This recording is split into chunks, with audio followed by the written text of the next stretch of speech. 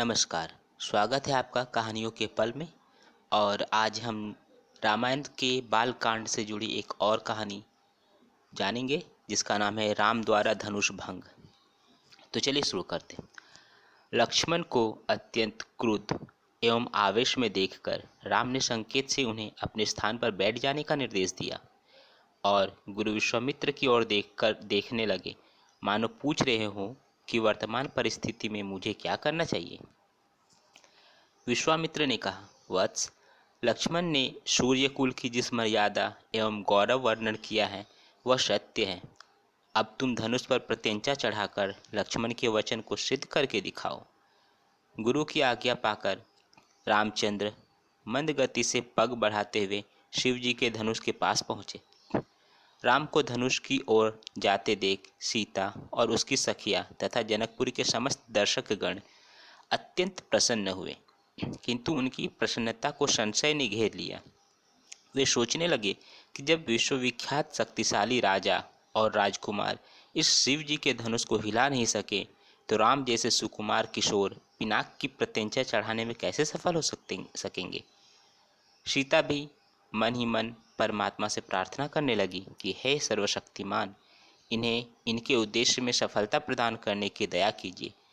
मेरा हृदय भी इनकी ओर आकर्षित हो गया है, अतः इसकी लाज भी आपको ही रखनी है। हे प्रभु, आप अपनी अद्भुत शक्ति से इस धनुष को इतना हल्का कर दीजिए कि यह सरलता से उनके द्वारा उठाया जा सके।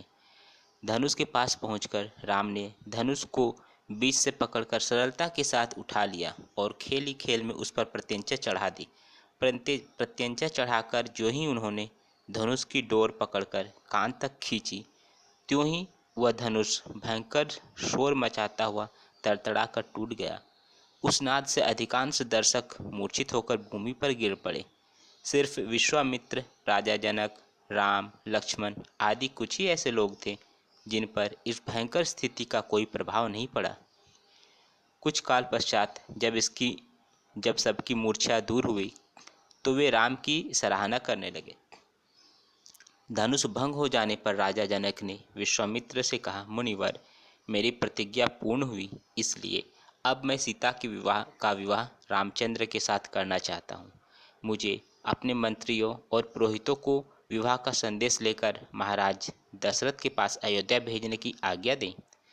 विश्वामित्र प्रसन्न होकर बोले, राजन, आपको ऐसा ही करना उचित है। अपने मंत्रियों को यह भी आदेश दें कि वे राजा दशरथ को संदेश दें कि दोनों राजकुमार कुशल पूर्वक यहाँ पहुँच गए हैं। विश्वामित्र के वचनों से संतुष्ट होकर मिथिलापति जनक ने सीता को बुलवाया। वे अपनी सखियों के साथ हाथ में वरमाला लिए मंथर गति से लजाती हुई वहां आई, जहाँ धनुष को तोड़ने के पश्चात श्री रामचंद्र खड़े थे।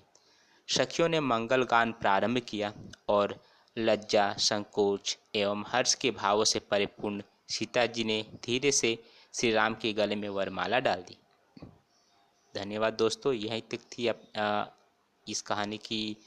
यह कहानी यहीं समाप्त होती है। अगली कहानी हम लोग रामायण के बालकांड से जुड़ी देखेंगे, जो है अयोध्या में तैयारियाँ। धन्यवाद।